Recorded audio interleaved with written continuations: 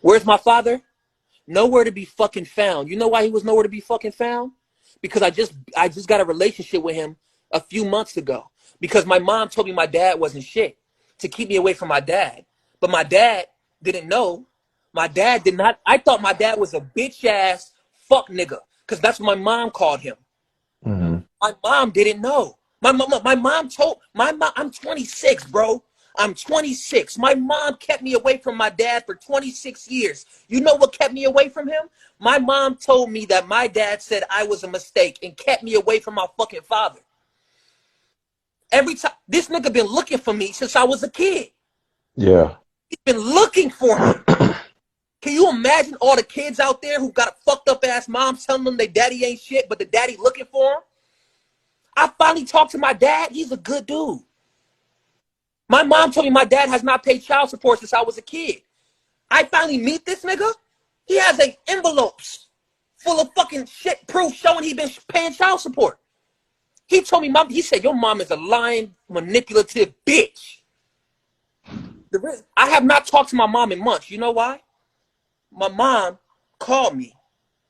My mom's in California. My dad's in North Carolina. I moved out of LA. I can't live in North Carolina or LA because I hate those places because of the trauma I went through on both of those places. My mom calls me. What you doing, baby? What's going on? I'm at my dad's house. What the fuck you doing at that bitch ass nigga house? Didn't I say don't discuss family business? Like, my dad comes and he busts through the door. My dad is happy and married. He's a street nigga. I can't talk about what he do, but he a street nigga. He's happy and married. My Mm-hmm. mom has been bitter and having sex with so many goddamn dudes of different races, and she just got married recently to a nigga she met on Tinder for 1 month. My mom didn't get married because she was in love with the nigga. She got married because she didn't want to be lonely. Yeah. My dad bust through the door and snatched the phone. I was trying to no. He snatched the phone. He said hello. My mom said, put my son back on the phone. And I'm like, and he's like, he starts to calm. He's like, hello? Put my son back on the phone. No, it's my son too. What do you want? Put my son back on the phone. And my dad loses it. You fucking dumbass bitch. You rapist bitch. You been molesting my child. How going in on my mom? And I'm listening to my mom. All that slapping, abuse, and beating me up, choking me when I'm on the floor, beating me with belts, wrapping hangers around other hangers, beating me till I pass out, then wake back up, whelps on my back, scars and shit. My mom turned into a 2-year-old little girl when my dad started talking to her. She talked to me like a bitch my entire life when I don't listen to her. But when my dad got on the phone, I saw the weakness come out. I have never saw my mom submit to a man the way she submitted to my father. While my father's wife is in the room. My father's wife is letting her do all this. And he's yelling on the phone, you mad because I left you. And I didn't want to be with you no more. And you kept my son away from me as a weapon. My mom used her kids as a weapon. She used me and my little sister as a weapon. Whenever my mom will get pissed off by my dad or my sister's dad, she would say so many times that you will never see your son again if you disrespect me, or you would never see she used me and my sister as pawns. You know what I'm saying? Mm-hmm. Us as chess pieces. I have a belief now that I'm older and realize that my mom was the devil the whole time. If you're a child of anybody, I don't care if you're 40, 50, 60, you're a child of somebody. If you have one parent or no parents, I feel like it is every human being's responsibility. All right, the video actually didn't fully download, so the rest of it just froze. So I'll let you know what he was trying to say. If you're the child of a parent that told you or is telling you, because it's for young people also, that your dad wasn't shit, your dad didn't want you, your dad left you for whatever, is a very good possibility that it's a lie. And your mother is telling you this in order to keep him away from you, because the memory or the thought of him being around you as a kid was killing her. So she made up a lie to keep you away from him. This is the reason why a lot of women do this. One, you remind her of him. You guys may look alike or whatever.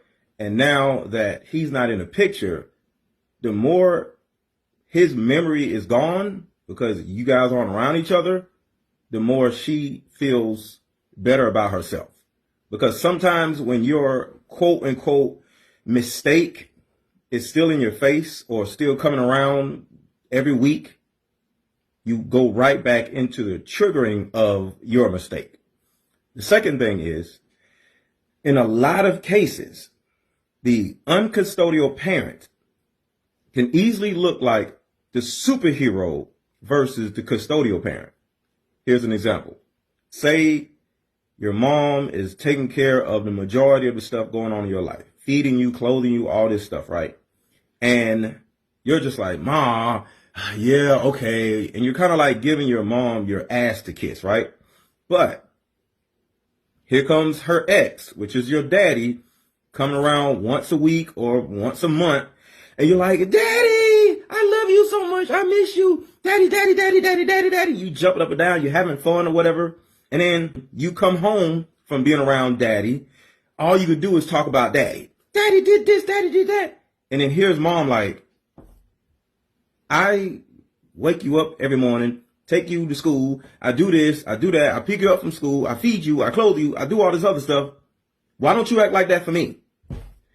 And it becomes a jealousy, an envy of you adoring your dad versus you tolerating your mom. The third reason is pretty obvious. She ain't got no man. He moves on and he has a woman.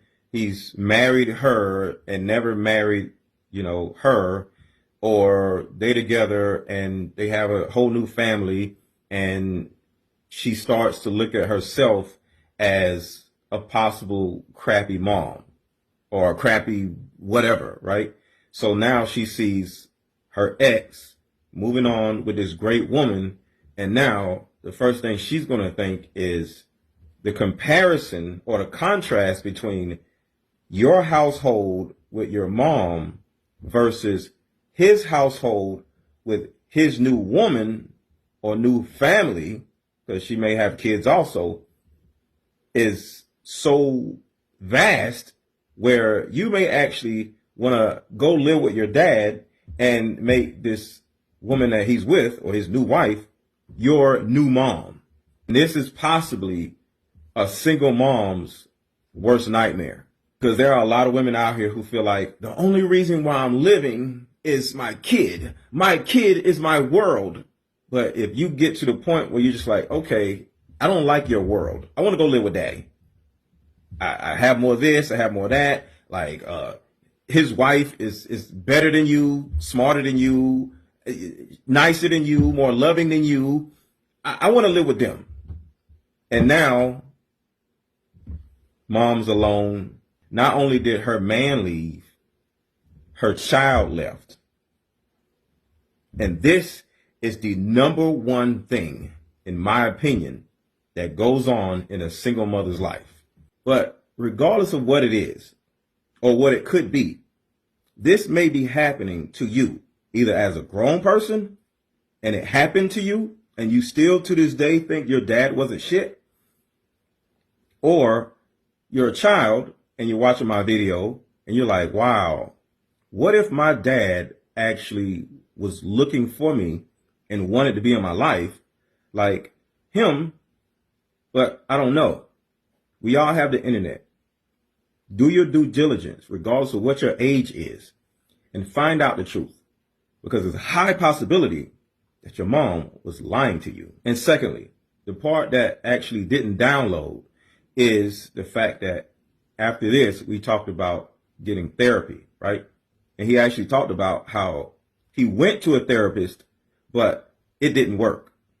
Well, just understand this. For those of you who either haven't been to therapy or they went to therapy and you felt like it didn't work for you, therapists are human beings, okay?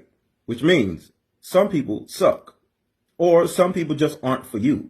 Some people don't understand your background, like the way you were raised, right? You grew up in the hood and you're in front of a therapist that was raised in the suburbs, they might not be able to relate.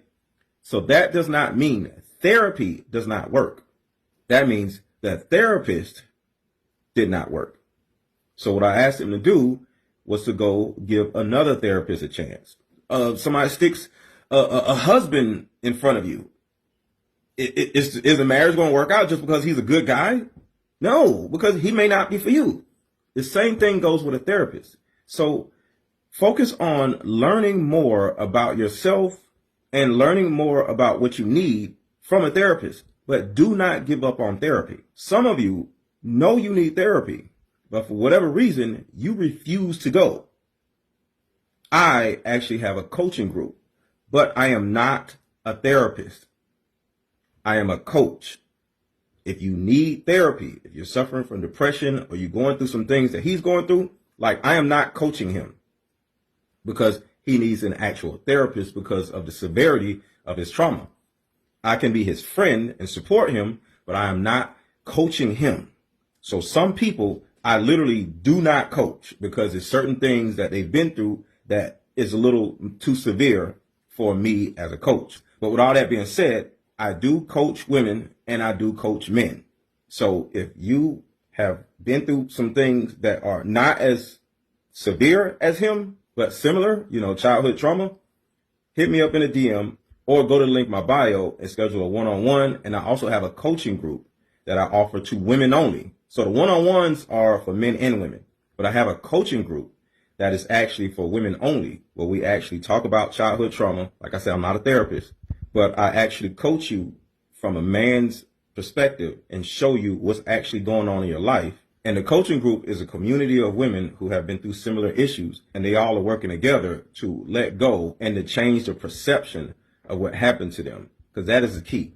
You're never going to just totally be healed and just be walking around a perfect person. The key is to change the perception of what happened to you. And that is part of what me and him did in the part of the video that didn't download. I helped him change the perception of what happened to him. And then we got back on live again, which is the video next to this one.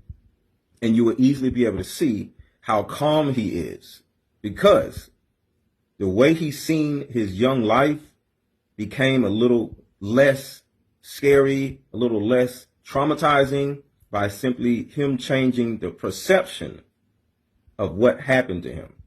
So look at this video again, and then look at the video of him next to this video.